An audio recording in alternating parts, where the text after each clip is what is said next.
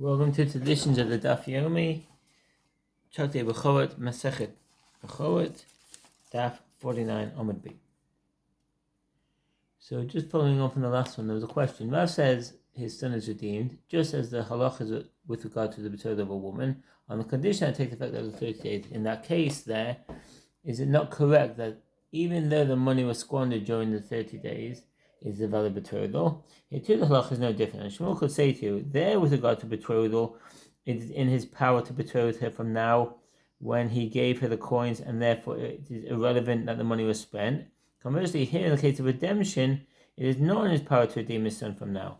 With regard to the practical halach in this dispute, the Gemara comments, and even though we maintain as a principle that wherever Rav and Shmuel disagree, the halach is according to the opinion of Rav in ritual matters, and according to Shmuel, the opinion of Shmuel in monetary matters, here the halach in accordance with the opinion of Shmuel, who holds that if one redeems his son within 30 days, he is not redeemed. The Gemara is a difficulty. We learned in the Mishnah on the previous Amud, if the firstborn son dies within 30 days of birth, although the father gave 5 seller coins to the priest must return the 5 seller coins to him. The Gemara infers the reason he must return the money is that the son died. But if he did not die within 30 days, his son is redeemed, despite the fact that the father gave the priest the money prior to the proper time. This inference contradicts the opinion of Shmuel. The Gemara answers, here we are dealing with a case where the money is still extant, i.e., in the priest's possession. The Gemara comments, commonly here another difficulty from the Mishnah. If the father of the firstborn son dies within 30 days of the birth, the presumptive state of the son is he is not redeemed until people tell him that he is redeemed. But if people tell him he is redeemed, then the redemption is effective, in contradiction to the opinion of Shmuel. The Gemara answers, there too it is referring to a case of the money still extant, i.e. in the priest's possession. The Gemara relates that a Tana taught a bride in the presence of Rav Yehuda. Tana kamei de Rav Yehuda. This expression describes a situation where a bride was recited in the presence of the head of the academy or study hall, who then commented on it. This Tana who recited the bride was not one of the sages of the Mishnah. Rather, the title refers to the latter use of the term, meaning one with broad knowledge of Tanaic statements and Mishnayot. Despite his knowledge, this person was not considered one of the sages because he was unable to resolve difficult issues that arose in the text that he recited. The Tana would recite the material in the presence of one of the sages, who would assess its accuracy and confirm it, or, if need be, correct it. In the case of one who redeems his firstborn son within 30 days of his birth, his son is redeemed. But if you said to him, Shmuel said that his son is not redeemed, and yet you say that his son is redeemed, then well commented, even though we maintain that halacha is in accordance to the opinion of Rav in ritual matters, and according to the opinion of Shmuel in monetary matters, here the halacha is according to the opinion of Shmuel. The Mishnah teaches that if one had both himself to redeem and his son to redeem, his own redemption takes precedence over his son. The sages taught in a Braita, if one had both himself to redeem and his son to redeem, his own redemption takes precedence over that of his son. Rabbi Yehuda says the redemption of his son takes precedence, as a mitzvah to redeem the father is incumbent upon his own father, and the mitzvah to redeem his son is incumbent upon him. Consequently, he should first fulfill the mitzvah that is incumbent upon him by redeeming his son. Rabbi Yirmiyah says everyone concedes that in a case where there are only 5 seller coins available, and one has to redeem both himself and his son, his own redemption takes precedence over that of his son, despite the indication to the contrary from the Mishnah. What is the reason? The reason is that his own mitzvah is preferable. Mitzvah dide adif. This is puzzling, as according to Rabbi Yehuda, in the Mishnah, the mitzvah to redeem him is incumbent upon his father, whereas the mitzvah to redeem his son is incumbent upon him. If so, one's own obligation should take precedence over a mitzvah as the obligation of others ab initio. Rashi indicated, according to Rabbi Yirmiyah, Rabbi Yehuda's statement in the Mishnah is not referring to the obligation of the mitzvah, but to the lien on property, i.e., the property is on lien for his own redemption from his father's time. In parallel discussion in Chapter Kedushin 29b, Rashi maintains that Rabbi Yehuda's statement should be understood in a straightforward manner. That with regard to the obligation of the mitzvah, he is indeed required to redeem his son. And even so, Rabbi Yirmiyah claims a mitzvah that applies to his own body takes precedence over a mitzvah that he perform with regard to another, i.e. the redemption of his son. Some commentaries suggest that beyond the basic obligation of redeeming a firstborn, the redemption has a beneficial effect on the firstborn's soul, and in this regard, a person's own good takes preference over the good of another. Whereas Berkorot, citing Rabbeinu Bachya.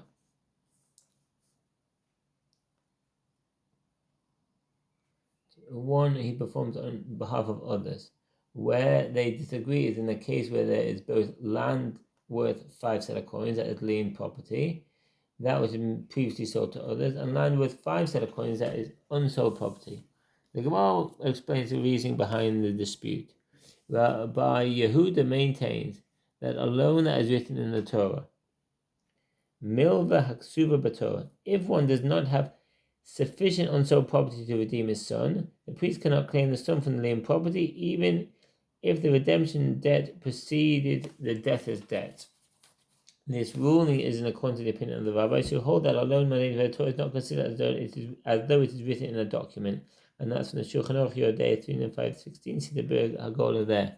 I.e., a financial obligation by Torah law, such as redemption of firstborn with 5 set of coins, is considered as though it is written in a document, and it can therefore be collected from lien property as long as can any loan recorded in a document. Therefore, the 5 set of coins that are linked to the property are available for one's own redemption, but not for that of one's son, as the sale of property presumably occurred before the birth of his firstborn.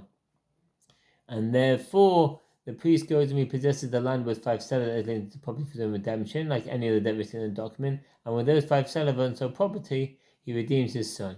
In this manner, one can fulfill both mitzvot. And the rabbis maintain a loan that is written in the Torah is not considered as though it is written in a document, since buyers will not know to guard against repossession if it was not written in a document.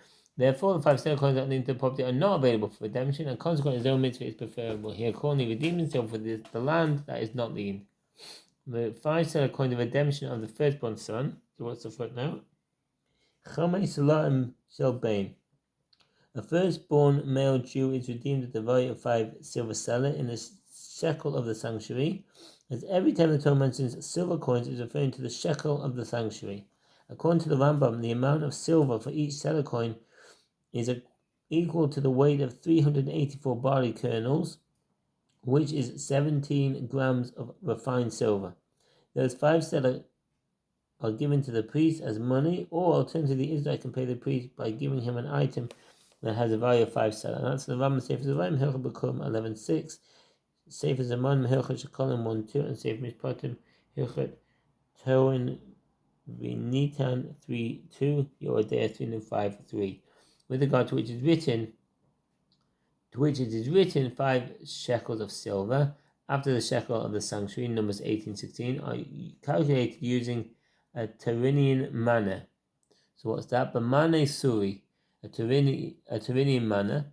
In many instances in the Mishnah, the term manna means a sum of 100 silver dinars. If so, this Mishnah is teaching that one must pay the 5 seller redemption of the firstborn son in silver Tyrrhenian shekels, with each seller coin worth 1/25 of a Tyrrhenian manna. By contrast, the Rambam maintains that a Tyrrhenian manna here means that one must use the purest silver coinage, similar to the silver Tyrrhenian coin. Yet others contend in this context the term manna is similar to the word minyan, counting, i.e. the counting is in accordance with the system of the Tyrrhenian coinage. And that's from the Tiferes source, see the Ramban on Exodus 30:13. So a bit more on the Tyrrhenian manna. There was an independent currency minted in the city of Tyre that was in circulation for about 500 years during the Second Temple period, until slightly prior to the destruction of the temple. Tyrrhenian coinage was respected throughout the Middle East due to the stability of its value. In contrast to the coinage of other monarchies, throughout the years the Tyrrhenian coinage consistently contained over 90% silver. Since Jews under Roman and Greek occupation were not allowed to mint their own coinage, even the obligatory half shekel to the temple was paid only in Tyrrhenian shekels. It is therefore possible that the Mishnah is referring to payment in Tyrrhenian shekels. Another possibility is that the mention of Tyrrhenian coinage is not referring to a specific coin, but serves to differentiate from provincial coinage, which operated in parallel and was worth 1/8 of a Tyrrhenian coinage, see 50b. And there's In a picture here, if you have the Gemara, the Shlami says on page 341 of ancient Turin coins. The silver content of the Turin coinage is significantly higher than that of provincial coinage, which is worth 1/8 of its value. With regard to the with regard to the 30 shekels paid to the owner of a Canaanite slave, so what's the footnote? Shaloshim shel eved. If someone's animal kills a Canaanite slave, he's required to pay a fine, as stated in the Torah. This fine is 30 selah of silver in the shekel of the sanctuary, regardless of the slave's actual worth. As whenever the Torah speaks of silver coins, is referring to the shekel of the sanctuary. That's in Rambam Sefer Nezik and Hilchot Nezik Mammon 11:1 and Sefer Mishpatim Hilchot Toan Binitan 3:2. Who is killed by an ox, see Exodus 21:32, and the 50 shekels paid by a rapist, see Deuteronomy 22:29, and by a seducer, see Exodus 22:16. So what's the footnote? By a seducer, what does that mean? One who rapes or seduces a young virgin woman is required to pay a fine of 50 selah of pure silver in the shekel of the sanctuary. As whenever the Torah speaks of silver coins, it is referring to shekel of the sanctuary. The Rambam Sefer Nashim, Hilchot Nara Betula 1:1, Sefer Mishpatim, Hilchot Toan Benitan 3:2. And the 100 shekels paid by the defamer. One who slanders his wife must pay her father a fine of 100 selah of pure silver. If she is an orphan, the money belongs to her. This money must be paid in the shekel of the sanctuary. Whenever the Torah speaks of silver coins, it is referring to the shekel of the sanctuary. Rambam Sefer Nashim, Hilchot Nara Betula 3:1, Sefer Mishpatim, Hilchot Toan Benitan 3:2. Of his bride, with the claim that she is not a virgin, see Deuteronomy 22:19. All of them, even those cases where the word shekel is not explicitly written, are paid in the shekel of the sanctuary, whose value is 20 geira. See Numbers 18:16. And this is calculated using a Tarinian manner. And all monetary obligations are redeemed, paid, with coins or with items of equivalent value of money, except for the half shekels that are donated to the temple each year, which must be given specifically as coins. The Mishnah stated that the 5 selah coins of the redemption of the son are calculated in the Turinian manner. In explanation of this, Rabbi Asi says, one must give 5 selah of manna used in Tir. Rashi indicates that Rabbi Asi is saying that when the Mishnah mentioned that Turinian manna, it's referring to the coinage of Tir in Rabbi Asi's days, whose weight was known, as Rashi notes elsewhere in Exodus 21:32. It was half an ounce according to the official weight of cologne. It is possible that Rabbi Asi is teaching that the silver content of Turinian coinage had not changed, or perhaps he's stating that this is the coin used despite the fact that it had changed from the Chazon Ish. It can further be inferred from Rashi that the Amoraim cited here disagree concerning the value of the Turinian manna, and therefore with regard to how much one is obligated to give for the redemption of a firstborn. Others maintain there is no practical difference between their opinions. Rather, each suggests a different coin of the same monetary value, i.e. the same weight in silver. It is also possible to explain, even according to Rashi, that Rabbi Asi is merely interpreting the Mishnah, while the other Amoraim disagree with regard to the practical halachic conclusions based on the Mishnah. And what was the other footnote here? Background. A man using the Roman Emperor Nero shut down the Turinian coinage in approximately 60 CE, replacing it with a Roman coinage. Nevertheless, the silver Turinian shekels of independent Turinian coins were still in circulation for about another 100 years, which is the period of the Mishnah. During the period of the Mishnah, it is possible that following that time, the question arose concerning the precise value of Turinian coinage, and this may be the basis of discussion in the Gemara here. Rabbi Ami said the 5 selah coins are equal to a golden Arabian dinar. Rabbi Hanina says there is a Syrian seller and Istera. According to Tosfot, his explanation is as followed in the commentary. Rabbi Hanina, like the other sages, translates the amount required for redemption in a different coinage. In his case, the coins of Syria, Saucia, according to this interpretation, the golden Syrian dinar is larger than the golden Tyrian dinar, which is the regular dinar used. 5/8 of a Syrian dinar is equivalent to 4/5 of a golden Tyrian dinar. By contrast, Rashi explains that Rabbi Hanina is not referring to a Syrian coin at all. The word Sausaya Sarasaya means old or worn out. This worn out coin is worth only 1/8 of a golden Tyrrhenian dinar, while a regular stellar coin is worth slightly less than 1/6 of a golden dinar. See also Ben Gershom Mohagola, who explains Sarasiya is as referring to lighter coins. Tosfot, who possibly had a different version of Rashi's commentary, explained Rashi as saying the following. Rabbi Chanina maintains, in contrast to the ruling of the Mishnah, that the seller coin for the redemption of the firstborn is 1/8 of a silver Tyrrhenian dinar, as he is not referring to the golden dinar.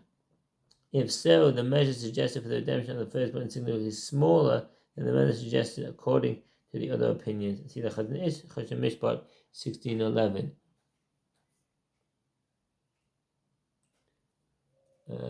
Stella and Stella. This is the name of a Greek and Roman coin taken from the Greek word stater, coin, 8 of which are sold for a large golden dinar. One must give 5 of these for the redemption of the son. Thank you for listening and wish you all the best. Bye.